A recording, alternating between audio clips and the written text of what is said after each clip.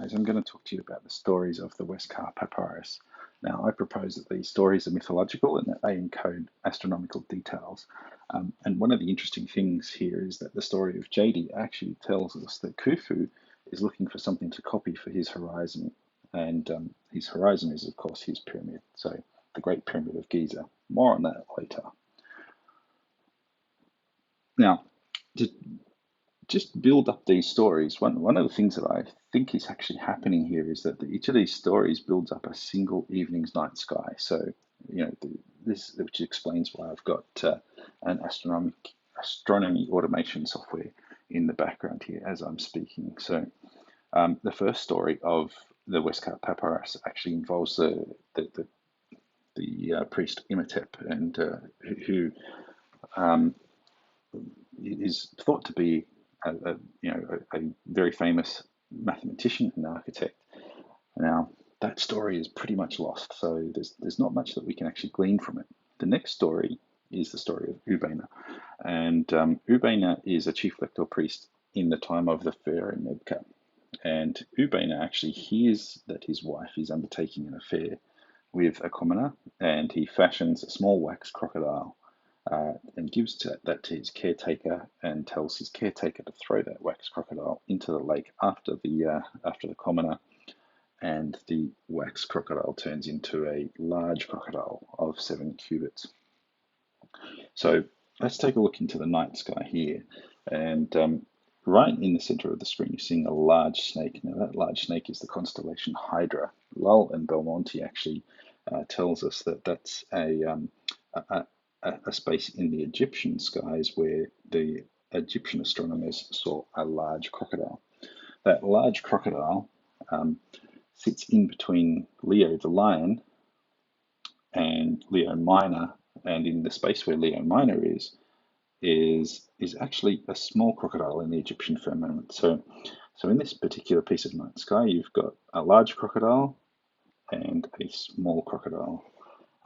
So let's move on to the next story in the Westcar Papyrus, which is the story of Judgmang and Snefru.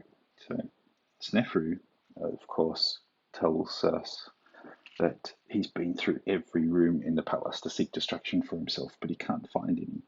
And so the chief lector priest, Judgmang, declares that he should go on a rowing trip, and on that rowing trip he should man the ship with all of the maidens from his palace. So he decides that he's going to go on that rowing trip, and we're told that he goes and rows on the lake, and one of the maidens actually loses their fish pendant. So at the time that this story is being told, and because it's being told to the pharaoh Khufu, the pharaoh Snefru is deceased, and so he would be associated to Osiris. And actually, one of the interesting things you're seeing on screen right now, in the center of the screen, is a large ship. Now it's the constellation Argo. Now Plutarch actually tells us that the Egyptians saw the ship of Osiris, or the boat of Osiris, in the space where the Greeks saw Argo. So I propose that Argo, which sits right below where Hydra is, which is the crocodile, and the large crocodile, is the boat that Snefru is rowing around in. Now, in behind where Argo is actually the Southern Cross or Crux, and that's kind of an interesting thing, because we're told that those maidens are actually given nets to wear, and that they are all women who have beautiful bodies, and that gives us a bit of an interesting linkage to the professional mourners Isis and Nephthys, so who are also linked to the Southern Cross or Crux. So sitting right in behind the ship there.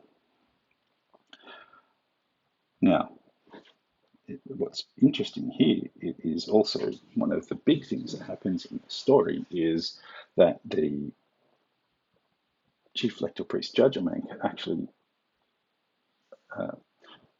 folds the lake in two, and the lake is folded in two with a depth of 12 cubits, and when it's folded, it's 24 cubits. So it's those are kind of interesting numbers given that there's 24 hours in a day. So I propose that the fish pendant that's been lost in this particular story is the constellation Piscis Austrinus. So let's have a little look at where Piscis Austrinus is. And Piscis Austrinus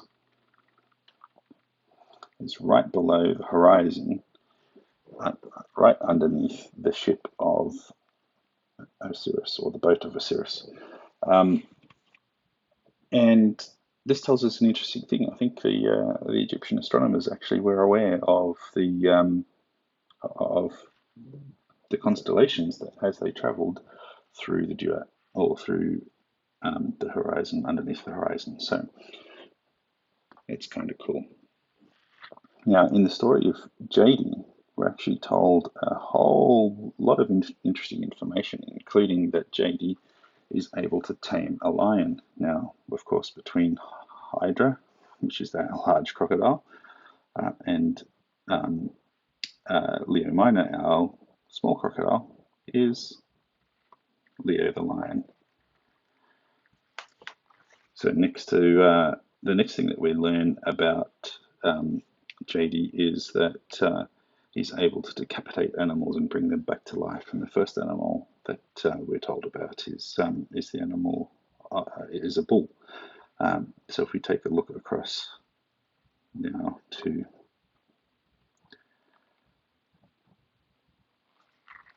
right, sitting on the western line, there is the bull of Taurus. So we've got now this story telling us about JD, who's able to tame a wild lion. He's able to decapitate a bull. So it sort of tells us that JD might be in between those two constellations, and in between there is Cancer and Gemini.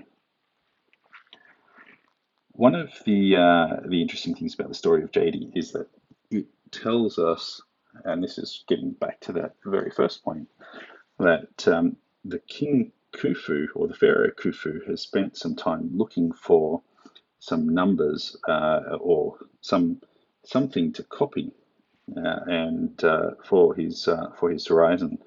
Now, I propose that that's actually a little different to the traditional interpretation. The traditional interpretation is that he's been looking for some secret chambers of the house or sanctuary of Thoth. Now, Thoth is actually connected to the moon. He's a lunar deity in many aspects, and so I propose that what they're actually looking for, seeking, is in fact the house of the moon. Now, we're also told quite a number of things about the birth of several children of a lady called Rudjade, and Rudjade is giving birth. The children that she gives birth to indicate to us that it's actually taking place at a time where of darkness becoming light. So we're looking for the sun to rise, but also that the sun should be in the Lord of Sashbu, and Sashbu is actually a town of Kem in Egyptian, where a form of Horus was worshipped, which had the moon and the sun as the eyes, and in fact, I believe that this actually means that both the moon and the sun should actually be visible at the same time for the particular night sky. So let's advance the time on this for an hour or two. And what we can see is around 6 to 7 a.m. we've got the moon and the sun in the night sky, whoops, at the same time.